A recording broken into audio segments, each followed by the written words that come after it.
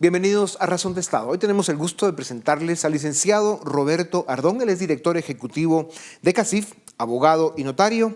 Y es bueno que sepan que él ha sido ya en varios procesos electorales el coordinador ejecutivo del programa de observación electoral del sector privado.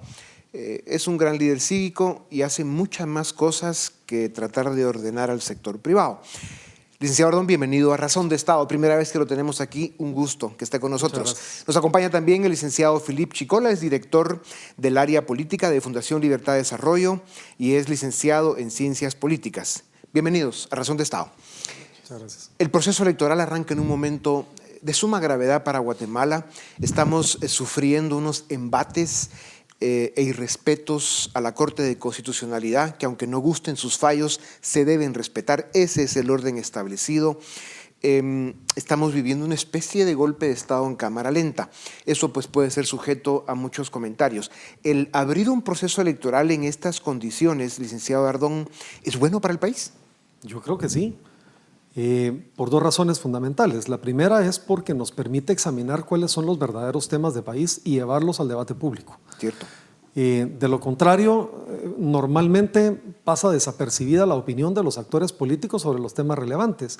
Hoy eso no se puede dejar de lado. En la campaña electoral tendrán que salir, los proyectos políticos tendrán que decir qué piensan sobre los asuntos y que los ciudadanos decidan. Eso creo que ¿No es es decepcionante que estemos viviendo una crisis tan severa donde hay, digamos, un respeto al Estado, un irrespeto profundo al Estado de Derecho, y los líderes políticos, los candidatos están en un silencio cómplice que da miedo? A ver, yo creo que ahí hay una consecuencia también de lo que se ha producido a partir de las reformas a la ley electoral y de partidos políticos. No con ello estoy estoy ofreciendo un pretexto o una excusa.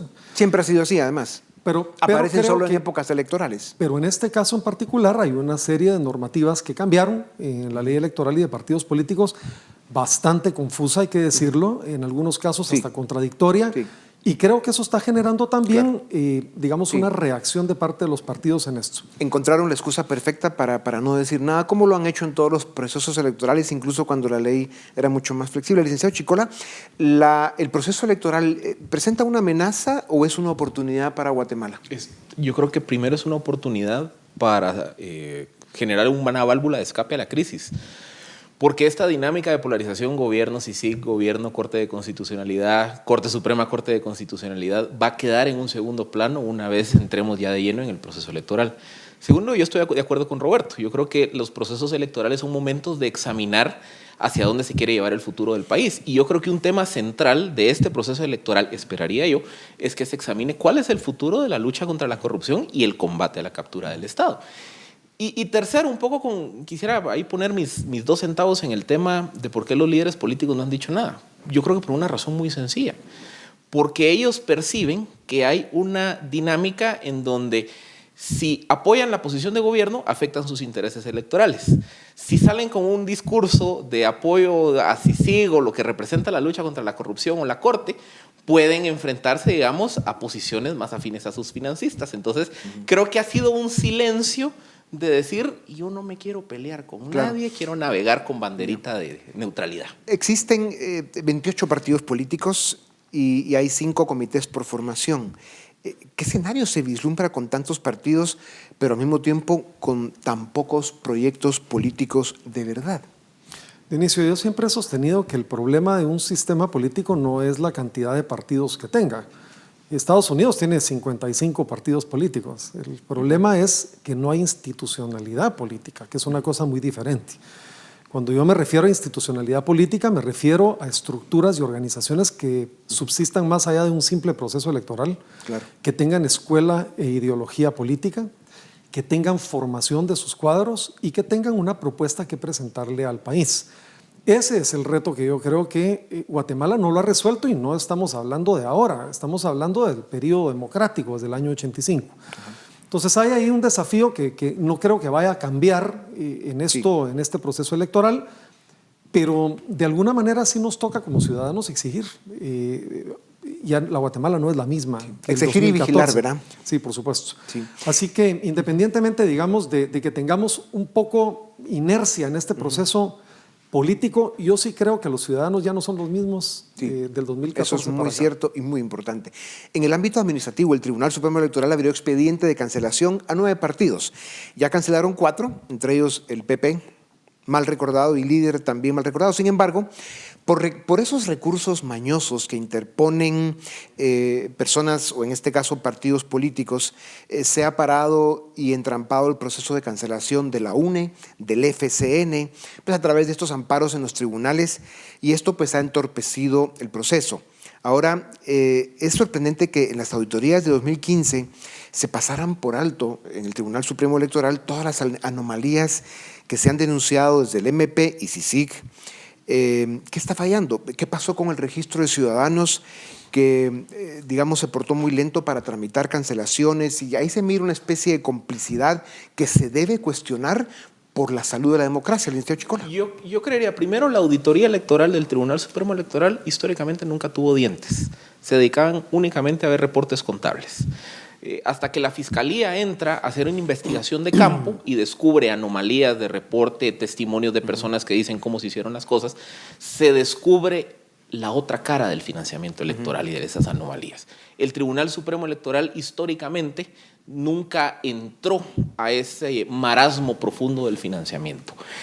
Con el tema de la cancelación de los partidos, yo creo que en general este es un problema tanto del sistema de justicia como en este caso de los procesos administrativos del Estado. Son muy engorrosos, toman mucho tiempo. Un proceso de cancelación, el de Líder y Patriota, tomó más de un año. Y eso ya con 2 partidos debilitados. Partidos que están en posición de defenderse empiezan a presentar recursos, impugnaciones, y eso entrampa el proceso. Claro. Ahora, ¿no se ve mal, licenciado Ardón, que esa parte del sistema de justicia que tiene una óptica de estar bastante cooptado y que de repente aparece un proceso contra Encuentro por Guatemala, partido de Inés Montenegro, y ahí van muy rápido en quitar el antejuicio, en presentar la cancelación del partido, y no sucede lo mismo con partidos como FCN o la UNE, que son, digámosle, las organizaciones políticas, evidentemente actores principales de eso que se llama la captura del Estado?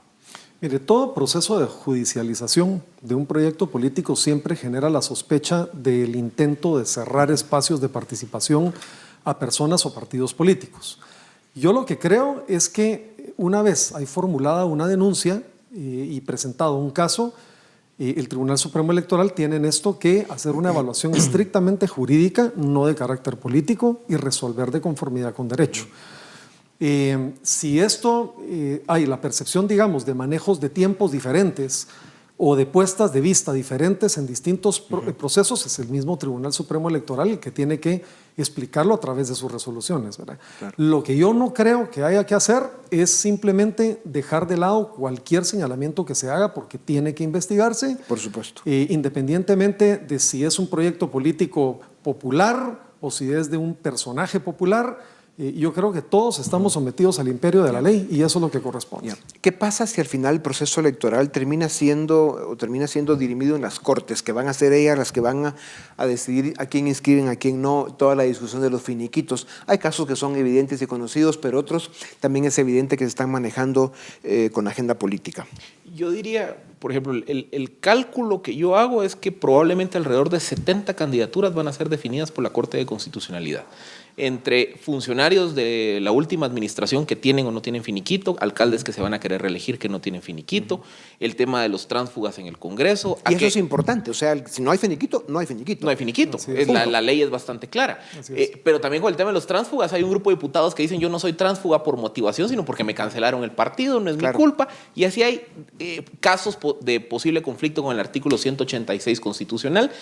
Entonces, aquí nos quejamos de la Corte de Constitucionalidad, pero vemos cómo el sistema lleva a que todos los caminos, en todos los ámbitos de la administración pública, incluyendo el electoral, lleguen a la Corte. Sí. Y creo que lo dañino del sistema es que cada elección vemos que son más situaciones, que es la Corte quien dice, usted sí participa, usted no, y eso no es sano para la democracia. Claro. Licenciado Ardón, se castigó severamente el financiamiento privado, aunque venga de fuentes legales, lícitas, siempre por el hecho de haber, digamos, fallado en el procedimiento y con falta de transparencia.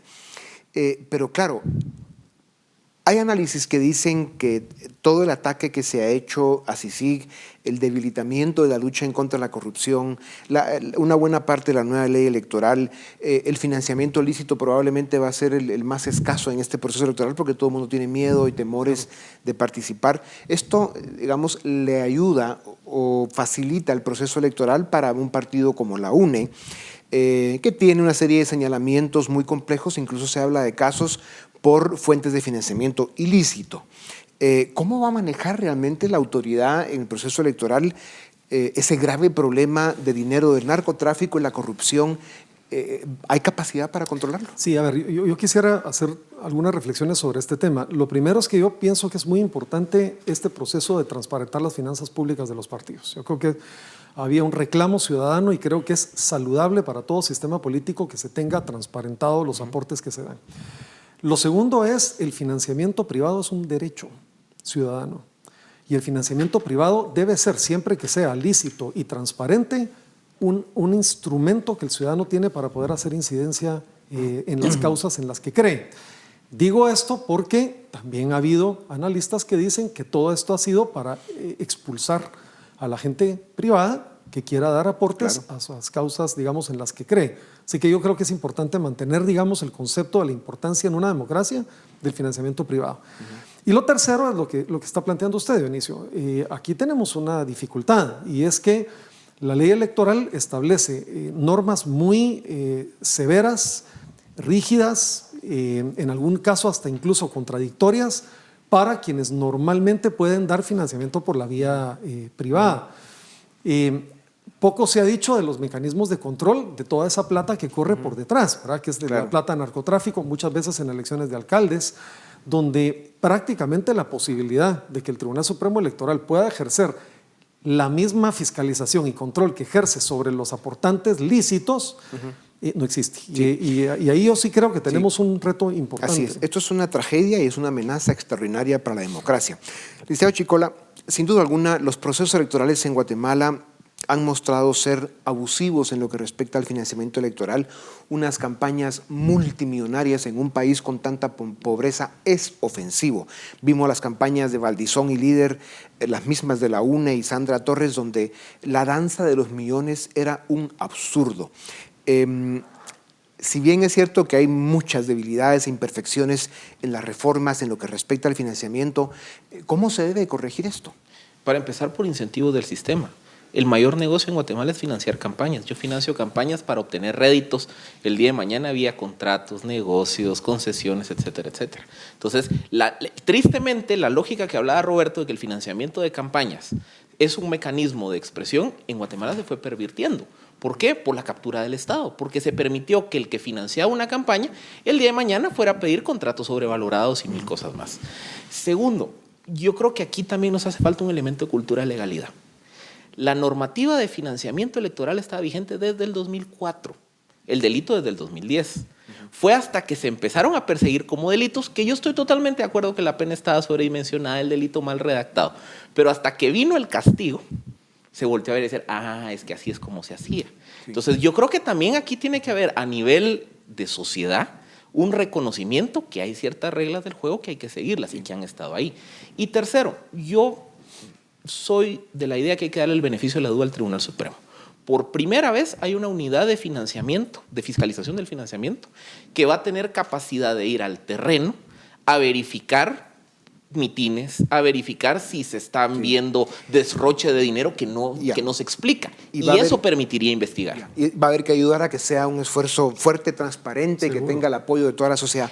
En los segundos que nos quedan, licenciado Ardón, ha sido lamentable los errores que se cometieron desde la lucha contra la corrupción por Cistilla y el MP en alguna medida. Lo vimos hoy en la mañana en un acto que merece respeto, apoyando a un amigo suyo, Max Krim, que sin duda alguna ha sufrido un proceso lleno de dudas, de fallas en el debido proceso y que es cada vez más cuestionado por la sociedad. Denos en los segundos que nos quedan un comentario al respecto y cómo esto de muchas maneras debilitó el apoyo que se debió haber dado a CICIG y al MP en combatir la captura del Estado y la impunidad. Muchas gracias, Dionisio. Max Quirin es una persona que ha dicho pública y privadamente que él está enfrentando los casos que se le han planteado, presentándose, pidiendo debido proceso, y lo menos que uno puede esperar de la actitud, digamos, de él, ciudadana, de enfrentar los casos y mostrar su inocencia, en la cual creemos, es que se respeten sus garantías. Porque no se puede librar una lucha contra la corrupción a partir de la violación de garantías individuales. Sí. Sin duda alguna, el caso del exministro de Gobernación, Carlos Bielman, o el caso de Max Quirin, logró provocar un parteaguas en el sector privado en lo que es la lucha contra la corrupción, el apoyo a los esfuerzos que han habido, que son importantes y que va a haber que encontrar de muchas maneras un consenso suficiente para seguir apoyando esa lucha contra la corrupción, porque Guatemala sigue siendo un estado capturado y eso hay que arreglarlo. El proceso electoral, sin duda alguna, es una oportunidad, pero con muchas sombras, y habrá que estar muy vigilantes. Gracias, señores. Con ustedes volvemos en un momento para seguir en Razón de Estado.